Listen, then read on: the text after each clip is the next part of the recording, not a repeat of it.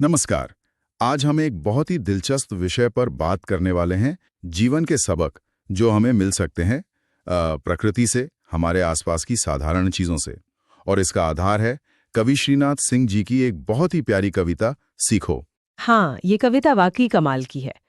छोटी छोटी चीजों से गहरी बातें निकालना, ये इसकी खूबी है। बिल्कुल, जैसे कवि कहते हैं, फूल, भौरे, पेड़, हवा, यहाँ तक कि दूध, पानी, दीपक, इनसे भी हम सीख सकते हैं। तो चलिए आज इसी पर थोड़ी गहराई से बात करते हैं। शुरुआत होती है, फूलों से नित हंसना सीखो, भौरों से नित गाना।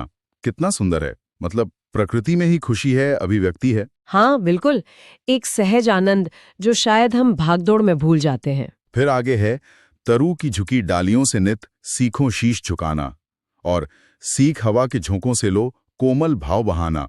ये विनम्रता और कोमलता की बात आज के समय में ये कितना जरूरी लगता है, जहां हर कोई अपनी बात ऊपर रखना चाहता है। बहुत जरूरी। देखिए, शीश झुकाना शायद सिर्फ शारीरिक रूप से झुकना नहीं है, ये शायद विचारों का खुलापन है, दूसरों की बात सुनने और समझने की इच्छा रखना। और हवा की कोमलता, वो शायद अपनी बात नरमी से रखना सिखाती है, बिना कठोर हुए। सही कहा। और इसी से जुड़ा है शायद अगला विचार, दूध तथा पानी से सीखो मिलना और मिलाना। हाँ, ये एकता की बात है, सहयोग की। जैसे दूध और पानी मिल जाते हैं, वैसे ही समाज में, रिश्तों में घुलना मिलना, एक टीम की तरह काम करना, एक समुदाय बनाना, ये उसका प्रतीक है। फिर बात आती है कर्मठता की। सूरज की किरणों से सीखो जगना और जगाना, और अपनत्व की, लता और पेड़ों से सीखो सबको गले लगाना। सूरज वाली बात तो ठीक है, सुबह उठना, दूसरों को प्रेरित करना, पर ये सबको गले लगाना, क्या ये थोड़ा ज्यादा आदर्शवादी नहीं है? हाँ, सुनने में शायद लगे, पर मुझे लगता है कवि का मतलब यहाँ शाब्दिक गले लगाना नहीं, बल्कि स्वीकृति से है, एक्सेप्टेंस। दूसरों को वैसे ही स्वीकार करना जैसे वो हैं, उनके विचारों को जगह देना। आज के समय में जहाँ इतनी दूरियां हैं, ये शायद और भी ज्यादा मायने रखता है। हाँ, और जगना और जगाना भी सिर्फ नींद से नहीं बल्कि चेतना से है, जागरूकता फैलाना। अच्छा, आगे और भी उदाहरण है, जैसे वर्षा की बूंदों से सीखो सबका हृदय जुड़ाना, दिलों को जोड़ना।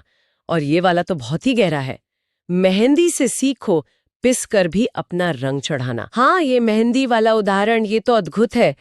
मतलब खुद तकलीफ सहकर भी, पिस कर भी दूसरों के जीवन में रंग भरना, खुशी लाना, ये लचीलापन दिखाता है और एक तरह का सकारात्मक प्रभाव छोड़ने की भावना। और फिर कवि ने कई और उदाहरण दिए हैं, मछली, पतझड़ के पेड़, पृथ्वी, दीपक। इनसे क्या खास सबक मिलते हैं, थोड़ा बताइए। हाँ, यहाँ कई सारी बातें एक साथ आती हैं। मछली से सीखो स्वदेश के लिए तड़प कर मरना, इसे हम अपने लक्ष्य, समुदाय के प्रति समर्पण समझ सकते हैं, एक लगन। पतझड़ के पेड़ों से सीखो दुख में धीरज धरना, ये तो बहुत जरूरी सबक है। धैर्य, मुश्किल वक्त में हिम्मत ना हारना, ये जानना कि ये दौर भी गुजर जाएगा। हाँ, धैर्य। और पृथ्वी और दीपक, पृथ्वी से सीखो प्राणी की सच्ची सेवा करना, निस्वार्थ भाव से सेवा, जैसे पृथ्वी हमें सब कुछ देती है बिना कुछ मांगे। और दीपक से सीखो जितना हो सके अंधेरा हरना, ये ज्ञान का प्रतीक है, अज्ञानता का, निराशा का अंधेरा दूर करना, अपनी क्षमता के अनुसार रोशनी फैलाना। हर लाइन में जैसे एक पूरा जीवन दर्शन छिपा है। बिल्कुल। और कविता का अंत भी बहुत प्रेरणादायक है। जलधारा से सीखो आगे जीवन पथ पर बढ़ना और बढ़ना, रुकना नहीं है। और धुएं से सीखो हरदम ऊंचे ही पर चढ़ना और चढ़ना। हाँ, निरंतर आगे बढ़ने की प्रेरणा, प्रगति करते रहने की। और सिर्फ आगे नहीं, ऊंचा उठने की भी, अपनी सोच को, अपने काम को बेहतर बनाने की। तो कुल मिलाकर इस कविता से हमें क्या संदेश मिलता है, इसका सार क्या है? मेरे विचार में सबसे बड़ा संदेश तो यही है कि सीखना कहीं भी हो सकता है। हमें किसी बड़े गुरु या मोटी किताब की ही जरूरत नहीं है। हमारा आसपास, हमारी प्रकृति, ये सब शिक्षक हैं। बस हमें आंखें और दिल खुला रखने की जरूरत है, ध्यान देने की। सही कहा। ये साधारण चीजें हमें असाधारण बातें सिखा सकती हैं, बस नजर चाहिए वो।